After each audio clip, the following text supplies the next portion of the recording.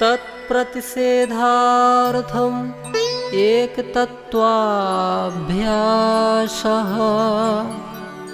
उन विक्षेपों तथा उपविक्षेपों को दूर करने के लिए एक तत्व का अभ्यास करना चाहिए। नाम या रूप में से किसी भी एक स्थान पर बारंबार चित्त को समेटकर स्थिर करने का यत्न करना चाहिए। क्षण में नाम, क्षण में रूप ऐसा नहीं जिसमें मन अधिक लगता हो, उसी में अधिक देर तक अभ्यास बढ़ाएं। इस प्रकार करने से विघ्न शांत होकर चित्त वृत्ति भजन में लगने वाली हो जाती है। साधक संसार में रहकर ही भजन करता है। भले बुरे लोग टकराते ही रहते हैं, उनसे निर्लेप रहने की विधि बताते हैं।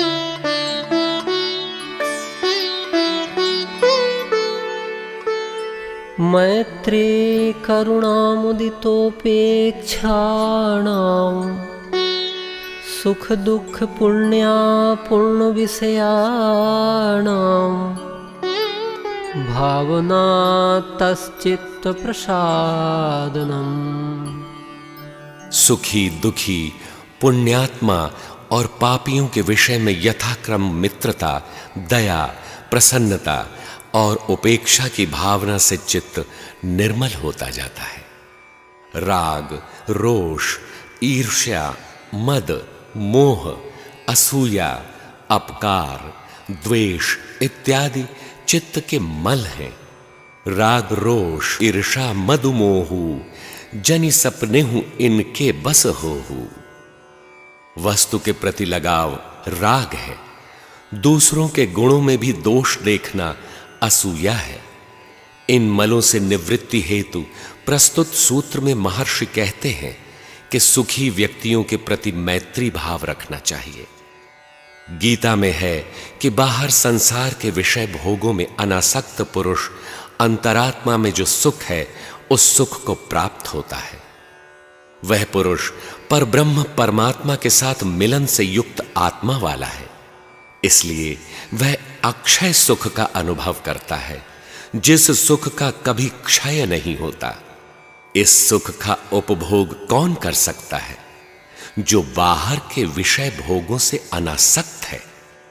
ऐसे सुखी व्यक्तियों में प्रीति रखने से साधना में सहयोग मिलता है। समस्त आप्त पुरुषों की वाणी में सुख एक ही प्रकार का है, एक हरि की भक्ति।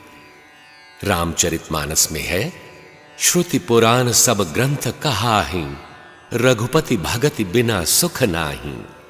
हिमते अनल प्रगट बरु होई, विमुख राम सुख पाव न कोई।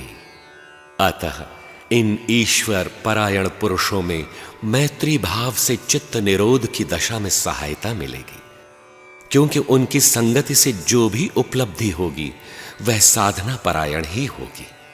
इसी प्रकार संसार में फंसे आकंठ डूबे दुखी व्यक्तियों के प्रति दया की भावना होनी चाहिए, न कि घृणा की भावना। दया बिन संत कसाई, दया करी तो आफत आई। सीता ने रावण को भिक्षा देने में दया की, जिसका परिणाम उन्हें लंका जाना पड़ा। एक स्तर से पहले साधक के लिए दया का विधान नहीं है, उसे सतत चिंतन में ही अनुरक्त रहने का विधान है। दया